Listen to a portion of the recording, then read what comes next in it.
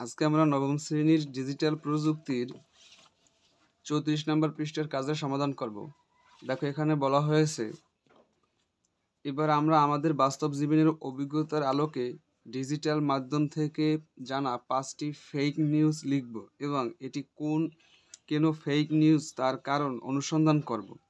শ্রেণীর সবার সাথে এগুলো শেয়ার করব। তো এখন আমরা এই কাজটি আমরা করব। তবে এখানের এই লেখাটি একটু সাজিয়ে লিখেছি। ওই লেখাটি আমরা একটু সাজিয়ে এভাবে লিখে তারপর কাজ শুরু করব। যারা আলাদা পৃষ্ঠায় তোমরা কাজ করবা।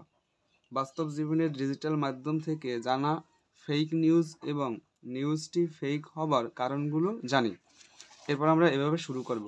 এখানে প্রশ্নের উত্তরটা একটু বড় করে লেখা হয়েছে।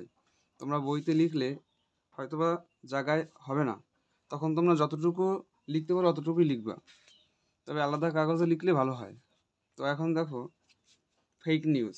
নতুন কার্যক্রমে নতুন শিক্ষাক্রমে ক্রিং ক্রিং সাইকেল চালাই ছড়ার তালে নেচে নেচে শিক্ষকদের প্রশিক্ষণ। তো দেখো এখানে হবে কি, নিউজটি ফেক হওয়ার কারণ এটা। সামাজিক যোগাযোগ মাধ্যমে শিক্ষক প্রশিক্ষণের একটি ভিডিও ছড়িয়ে পড়ে, যেখানে দেখা যায় ক্রিং ক্রিং সাইকেল চালাই ছড়ার তালে তালে একজন প্রশিক্ষক শিক্ষকদের ট্রেনিং দিচ্ছেন। তবে ভাইরাল হওয়া ভিডিওটি আমাদের বাংলাদেশের শিক্ষক প্রশিক্ষণের দাবি করা হলেও তথ্যটি ভুয়া ও মিথ্যা, কারণ ভিডিওটি ভারতের শিক্ষকদের প্রশিক্ষণের। এরপর 2 নম্বর, সর্বনাশ, নিষিদ্ধ হলো ব্রাজিল ফুটবল টিম, খেপেছে সমর্থকরা। ব্রাজিল ফুটবল কনফেডারেশনের সভাপতি এদনাল্ডোর বিরুদ্ধে দুর্নীতি ও স্বেচ্ছাচারিত সহ একাধিক অভিযোগ পাওয়ায় ব্রাজিলের আদালতের নির্দেশে সভাপতি পদ থেকে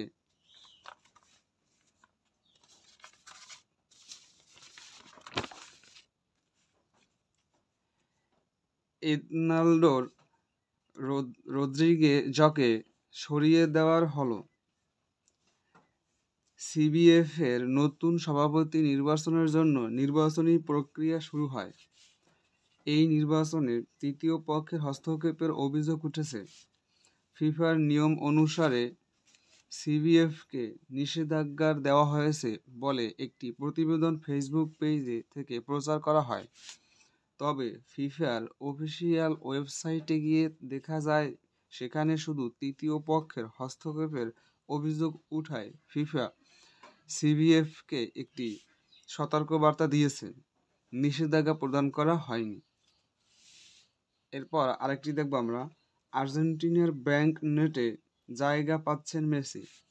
দীর্ঘ 36 বছর অপেক্ষার পর গত 2022 সালের 14 ডিসেম্বর লিওনেল মেসির হাত ধরে ফুটবল বিশ্বকাপে বিশ্ব চ্যাম্পিয়ন হবার পরে গণমাধ্যমে ও ডিজিটাল প্ল্যাটফর্মে মেসির ছবিসহ আর্জেন্টিনার মুদ্রা চালুর খবরটি ছড়িয়ে পড়ে। পরবর্তীতে আর্জেন্টিনার কেন্দ্রীয় ব্যাংকে নিউজটি সম্পর্কে জানতে চাইলে তারা নিউজটি মিথ্যা বলে নিশ্চিত করেন। এরপর দেখো, ট্রফিতে পা রাখায় মিচেল মার্শের নামে থানায় মামলা। আইসিসি ওয়ার্ল্ড কাপ 2023 এর ফাইনালে ভারতকে হারিয়ে অস্ট্রেলিয়া চ্যাম্পিয়ন হওয়ার পর ট্রফিতে পা রেখে মিচেল মার্শের উদযাপনের ছবি ভাইরাল হলে ভারতীয় সমর্থক ক্ষুব্ধ হয়ে থানায় মামলা করেছে। এমনটি কিছু অনলাইন সংবাদ মাধ্যমে প্রতিবেদন করে, ফলে মুহূর্তেই খবরটি ভাইরাল হয়ে যায়। কিন্তু নিউজটিতে কোথাও বলা হয়নি যে ভারতীয় সমর্থক মামলা করার চেষ্টা করলেও পুলিশ মামলাটি গ্রহণ করেনি।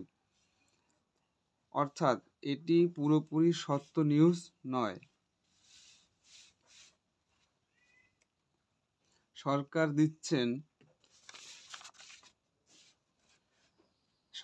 দিচ্ছেন ফ্রি ল্যাপটপ।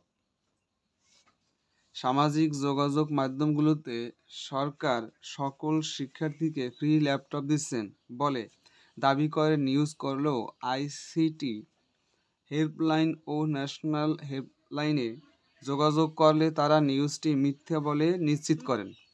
তো এতটুকুই ছিল তোমাদের 34 নম্বর পৃষ্ঠার কাজের সমাধান। আশা করি তোমরা বুঝতে পারছো।